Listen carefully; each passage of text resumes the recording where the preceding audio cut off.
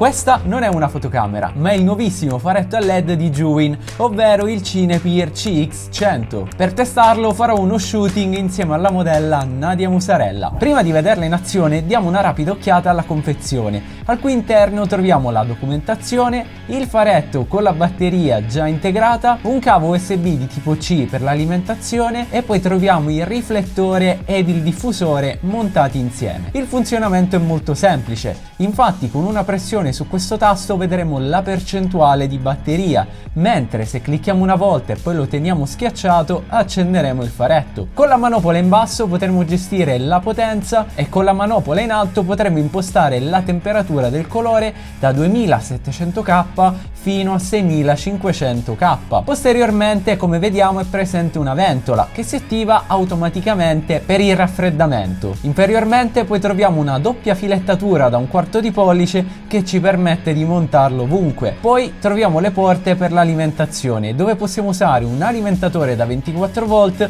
oppure la porta Type-C. In questo modo potremo sia ricaricarlo che usarlo sotto alimentazione continua. Anteriormente vediamo il LED cob ed il sistema di aggancio di Juwin, che permette di montare il riflettore che poi possiamo usare in accoppiata al mini diffusore, che indubbiamente ammorbidisce la luce. Ma possiamo sfruttare tutto l'ecosistema di Juwin. Infatti, ad esempio, possiamo acquistare separatamente il mini softbox, che è veramente compatto e quindi potremo agganciare anche la griglia e così avremo fra le mani un faretto ed un softbox estremamente portatili. Vi starete chiedendo che senso abbia utilizzare un faretto a batteria di giorno. Beh, lui è in grado di erogare ben 100 watt di potenza e quindi anche di giorno, ok, è pomeriggio, ma riuscirà ad emanare una luce fortissima. Il CX100 è molto simile al Molus X100, solo che in questo caso abbiamo la batteria integrata e come durata massima potenza arriviamo a circa 30 minuti.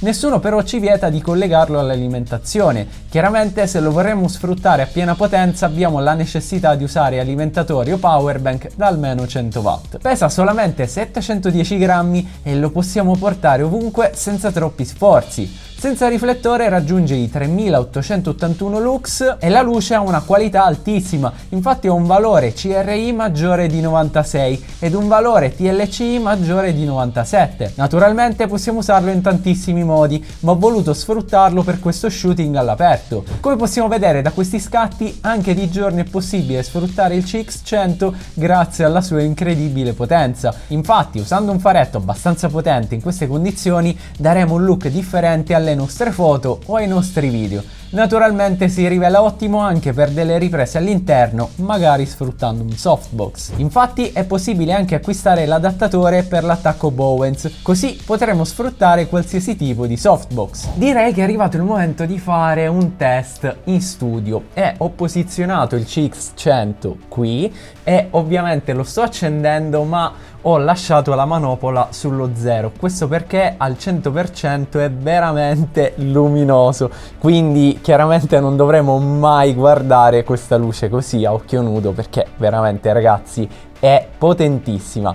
Allora direi di impostarla così al 100% e sembra un faro della polizia. Alexa, spegni principale. Ok, adesso quindi ho spento i miei faretti e questa è la luce che avremmo dal CX100. Quindi vi renderete conto della potenza, però chiaramente così non va bene magari per illuminare un soggetto. Facciamo però anche la prova con il riflettore, quindi prima diminuisco la potenza, anzi lo spengo e posso montare questo accessorio. Quindi adesso aumento nuovamente la luce e chiaramente così ancora peggio, infatti non credo che potrete riuscire a vedermi, quindi è proprio per farvi rendere conto della potenza di questo faretto. Vediamo, vorrei metterlo al minimo. Ok, così, e anche se al minimo rimane troppo potente, quindi adesso mettiamo il diffusore. Ok, l'ho montato e adesso al minimo già riuscirete a vedere correttamente il mio volto.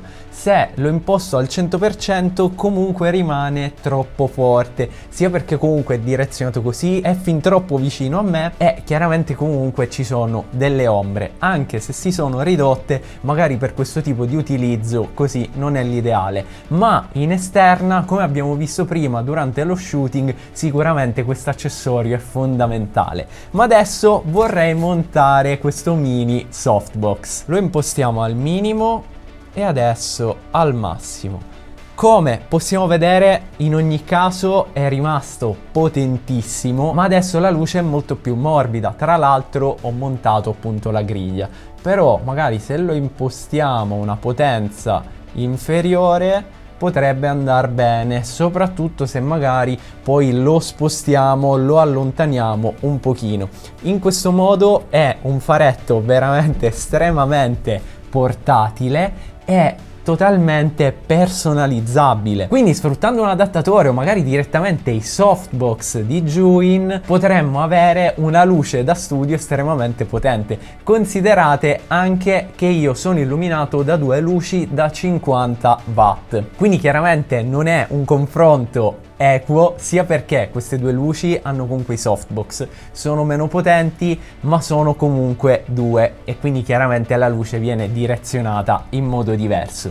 In ogni caso la ventola si è accesa ma è veramente silenziosissima, infatti non riesco a sentirla. Vediamo se la avviciniamo al microfono.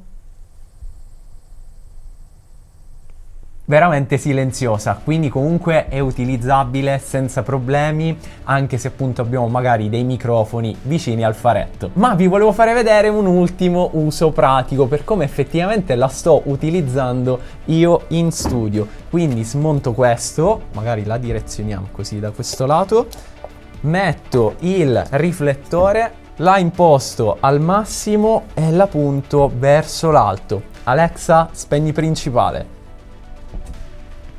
E in questo modo abbiamo una luce extra che possiamo sfruttare sia in qualsiasi ambiente, se abbiamo bisogno proprio di un'illuminazione generica della stanza, quindi magari lo puntiamo così sul tetto e come vedete già c'è un'illuminazione differente, ma io lo uso magari se devo fare delle riprese qui sulla scrivania e mi serve un po' di luce extra da questo lato. Infatti se io accendo queste luci qua sarò ben illuminato, quindi magari il prodotto da questo lato è ben illuminato ma qui ha un po' di ombra. Sfruttando questo faretto utilizzo effettivamente il tetto come se fosse un mega softbox e avrò una luce morbidissima da tutti i lati. Ne approfitto per ringraziare Juwin per avermi inviato questo prodotto. A mio avviso il suo punto di forza è la potenza incredibile contenuta in un faretto così piccolo, ma a prescindere dalle dimensioni 100 watt sono veramente tantissimi e la cosa che mi ha colpito è la batteria integrata